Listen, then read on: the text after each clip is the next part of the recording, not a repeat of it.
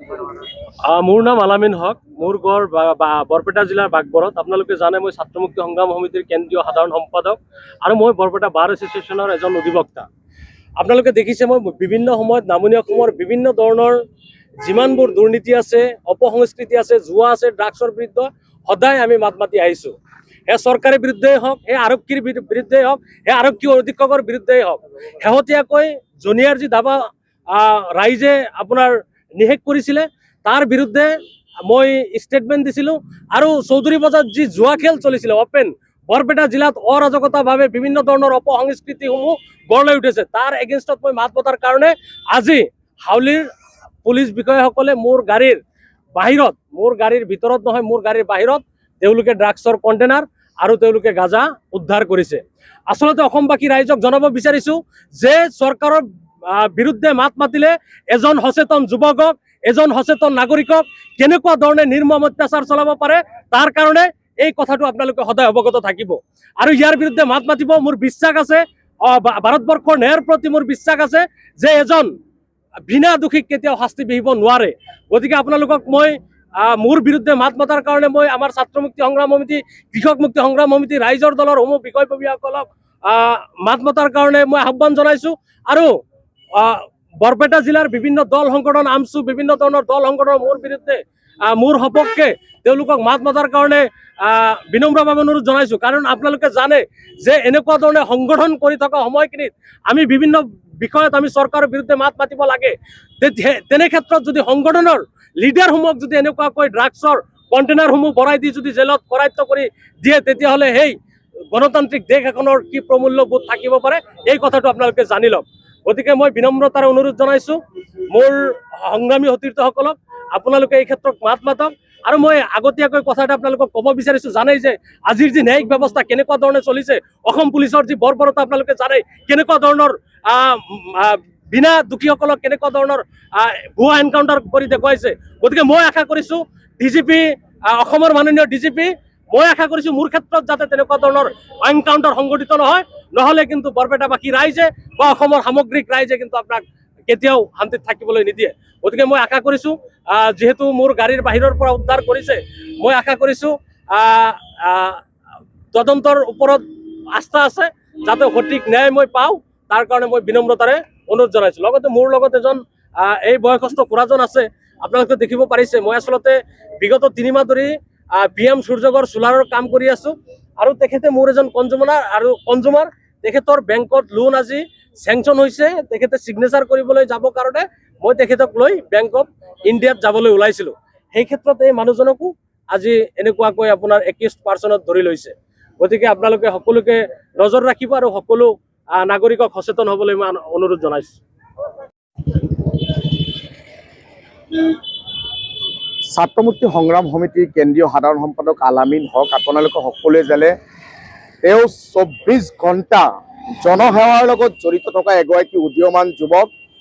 শেহতীয়াভাৱে বৰপেটা জিলাত আপোনালোকে জানে অক্টোপাছৰ নিচিনাকৈ আগুৰি ধৰা সামাজিক বেদী জুৱা, বিভিন্ন ধৰণৰ নাৰী সৰবৰাহ চক্ৰ বা বিভিন্ন ধৰণৰ নাৰী ব্যৱসায়ী চক্ৰ উৎখাদৰ লগত তেওঁ সৰ্বদা জড়িত থাকি সাধাৰণ ৰাইজৰ লগত কৈ এইবোৰ যি সমাজৰ কুসংস্কাৰ, সেই কুসংস্কাৰবোৰ বন্ধ কৰাৰ নামত তেখেতে অনবৰত সংগ্ৰাম কৰি থাকে। আৰু সেই দুষ্ট চক্ৰই আজি পৰিকল্পিতভাৱে আৰক্ষী প্ৰশাসনক খবৰ দিছে। তাৰ আগতে এক নাটক সদৃশ পৰিৱেশ সৃষ্টি কৰি আজি গাড়ীৰ তলত ড্ৰাগছ আৰু গাঞ্জা বান্ধি থৈ আজি পৰিকল্পিতভাৱে আৰক্ষীক খবৰ দি তেখেতক ষড়যন্ত্ৰমূলকভাৱে ফচুৱাই তেখেতৰ মুখ বন্ধ কৰাৰ যি ষড়যন্ত্ৰ কৰি চলাইছে, তাক আমি ধিক্কাৰ প্ৰদান কৰিছোঁ। কাৰণ আপোনালোকে জানে যে বৰপেটা জিলা প্ৰশাসনৰ বিৰুদ্ধে শেহতীয়া জুৱা লৈ আলামিন ছাত্ৰ মুক্তি সংগ্ৰাম সমিতিৰ কেন্দ্ৰীয় সাধাৰণ সম্পাদক তেখেতে সদায় টিভিৰ পৰ্দাত গৰ্জি এই জুৱাৰ বিৰুদ্ধে তেওঁ প্ৰতিবাদ চলাই আহিছে।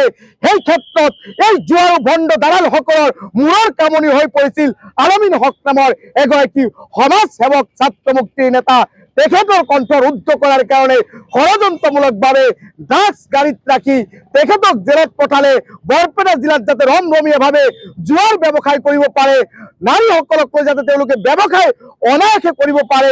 আৰু সকলোকে আপোনালোকে জানে একাংশ ব্যক্তিক যিবোৰ মুখত কথা ক'ব পাৰে, দল সংগঠনৰ বহু নেতাক এই প্ৰশাসনে, এই জোৱাৰসকলে বহু নেতাৰ মুখ ইতিমধ্যে বন্ধ কৰিছে, কিন্তু আমছু ছাত্ৰ মুক্তি সংগঠনৰ আলামিন হকৰ মুখ বন্ধ কৰাৰ বহু ষড়যন্ত্ৰ কৰিছে, কিন্তু তেখেতে আপোচ হোৱা নাই।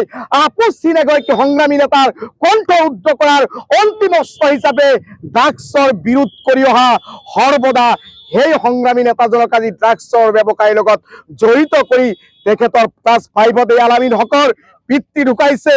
সেই পিতৃ ঢুকুৱা পিতৃহীন এগৰাকী যুৱক, সমাজৰ হৈ মাত পতা, সমাজৰ দৰিদ্ৰ জনতাৰ কাৰণে সদায় কান্দি থকা এগৰাকী সংগ্ৰামী নেতাক যিসকলে এই ড্ৰাগছৰ ব্যৱসায়ীৰ লগত ষড়যন্ত্ৰমূলকভাৱে ফচালে, তেখেতক আল্লাহ তালাই ভগৱানে নেৰে অভিশাপ দিব, তেখেতৰ পংগুত্বৰ জীৱন যাপন কৰিব লাগিব। মই মনিৰুজ্জামানে কৈছো, যিসকলে এই আলামিনৰ লগত ষড়যন্ত্ৰ কৰিছে তেখেতৰ অভিশাপ লাগিব, তেখেতসকলে ভগৱান আল্লাহ নিশ্চিতভাৱে পংগুত্বৰ জীৱন দিব, আমি চাই যাম। আৰু এই ষড়যন্ত্ৰৰ লগত জড়িত যি কেইগৰাকী ব্যক্তি আছে, বৰপেটা জিলাৰ প্ৰশাসন, ডিজিপি মহোদয়ক, অসমৰ মুখ্যমন্ত্ৰী মহোদয়ক আপোনালোকে ৰাজনীতি কৰক, কিন্তু সঁচা অৰ্থত ৰাইজৰ হৈ কাম কৰা ব্যক্তিসকলৰ মুখ বন্ধ কৰাৰ ষড়যন্ত্ৰ যিসকল ব্যক্তিসকলে কৰিছে তেওঁলোকক উচিত তদন্তৰ জৰিয়তে তেওঁলোকক কৰায়ত্ব কৰি আৰু আলামিন হকক বিনা চৰ্তে মুকলি কৰি দিয়াৰ দাবী উত্থাপন কৰিও। অন্যথা কিন্তু অসমৰ জনতা, বৰপেটা জিলাৰ জনতা, বৰপেটা জিলাৰ দল সংগঠন বহি নাথাকে, থানা ঘেৰাও কৰিব, SP অফিচ ঘেৰাও কৰিব, লাগিলে গোটেই অসমব্যাপী এই আলামিন হকক বিনা চৰ্তে মুকলি কৰি দিয়াৰ দাবীত আন্দোলন কৰি তোলা হ'ব। সেই আন্দোলন গণ আন্দোলনলৈ পৰিণত কৰি হলেও আলামিন হকৰ বিৰুদ্ধে যি ষড়যন্ত্ৰ চলিছে তাক আমি উভালি পেলাব লাগিব। গতিকে আকৌ এবাৰ অসমৰ মুখ্যমন্ত্ৰী, ডিজিপি, বৰপেটা জিলা প্ৰশাসন, বৰপেটাৰ SPক মই অনুৰোধ জনাইছো, আপোনালোকে এই ষড়যন্ত্ৰী কৰা ব্যক্তিসকলক অতি শীঘ্ৰে তদন্তৰ জৰিয়তে কৰায়ত্ব কৰি আলামিন হকক বিনা চৰ্তে মুকলি কৰি দিয়াৰ আহ্বান আৰু দাবী জনাইছো।